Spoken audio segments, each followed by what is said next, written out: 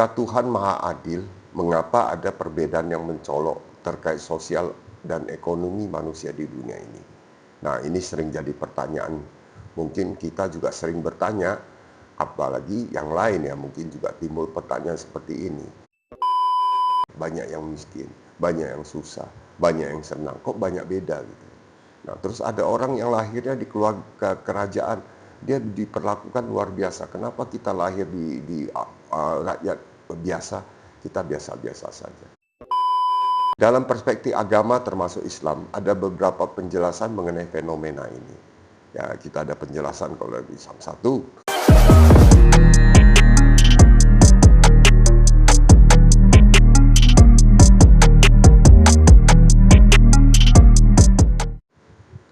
Bismillahirrahmanirrahim. Assalamualaikum warahmatullahi wabarakatuh.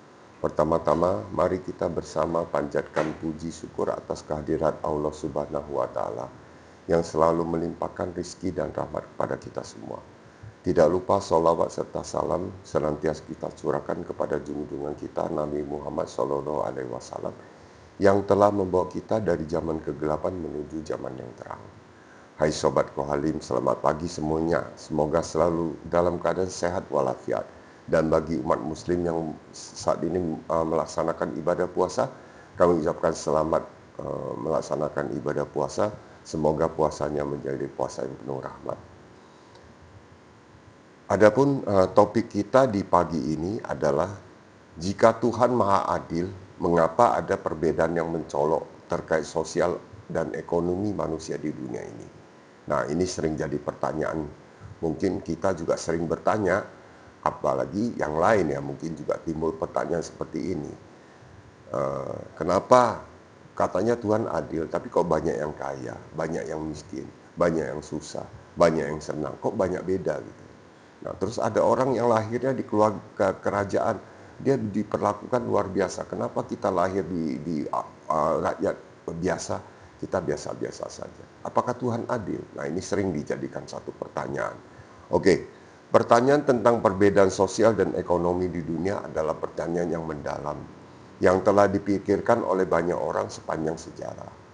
Dalam perspektif agama termasuk Islam, ada beberapa penjelasan mengenai fenomena ini. Ya, kita ada penjelasan kalau di Islam satu, ujian dan cobaan. Kehidupan di dunia ini dianggap sebagai ujian. Ya. Allah memberikan berbagai ujian kepada manusia dalam bentuk kekayaan, kemiskinan, kesenangan, atau kesulitan. Perbedaan ini dapat menjadi cara Allah memuji iman, kesabaran, dan karakter seseorang. Nah, berarti perbedaan sosial ekonomi ini, jikalau bagi Islam ini adalah ujian. Yang kedua, keadilan ilahi. Dalam Islam keyakinan bahwa Allah Maha Adil tidak berarti bahwa setiap orang akan memiliki nasib yang sama di dunia. Keadilan Allah lebih ditekankan pada kehidupan akhirat, di mana setiap amal dan niat akan diperhitungkan. Dalam konteks ini, kesulitan di dunia bisa menjadi penyebab seorang mendapat pahala yang lebih besar di akhirat. Nah, kita harus berpikiran positive thinking ya. Artinya, keadilan ilahi itu bukan keadilan seperti yang kita bayangkan atau yang kita inginkan. Nah, keadilan ilahi sudah dikatakan di sini bahwa tidak harus memiliki nasib yang sama. Oke, yang ketiga, kedudukan manusia. Setiap individu memiliki potensi dan tujuan yang berbeda dalam hidup, betul? Perbedaan dalam keadaan sosial dan ekonomi dapat menunjukkan keanekaragaman, pengalaman, dan pelajaran yang bisa diambil. Nah, makanya tidak ada satu orang yang sama. Kemampuannya, potensinya tentu berbeda. Karena masing-masing punya pengalaman nanti. Oke? Tanggung jawab sosial. Islam mendorong umatnya untuk saling membantu, terutama mereka yang kurang beruntung. Perbedaan ini seharusnya menjadi motivasi untuk berbagi, memberi sedekah, dan menciptakan keadilan sosial. Jadi sebetulnya kalau kita katakan bahwa kemiskinan itu merupakan satu malapetaka, sebetulnya juga salah. Kenapa? Karena kemiskinan itu justru menjadi tempat bagi orang yang memiliki kekayaan lebih untuk bersedekah, untuk beramal. Sehingga dia dapat juga kesempatan untuk mengumpulkan amal. sebagai modal di akhirat nanti. Nah, kita tahu bahwa di tanah suci Mekah, kita tahu bahwa di sana ketika memasuki puasa seperti sekarang begini kan luar biasa banyak yang sedekah. Malah pada saat haji kami pernah dapat informasi bahwa karena banyaknya orang bersedekah, tidak ada yang menerima sedekah. Nah, itu repot juga tuh. Akhirnya jadi saling memberi, padahal nggak ada yang membutuhkan. Nah, berarti sedekah itu juga luar biasa. Orang miskin juga mempunyai tempat yang spesial untuk masalah sedekah ini. Jadi artinya memang saling mendukung. Ini berikutnya adalah kondisi lingkungan dan sejarah. Faktor-faktor sosial, politik, dan sejarah yang kompleks juga mempengaruhi keadaan ekonomi suatu masyarakat.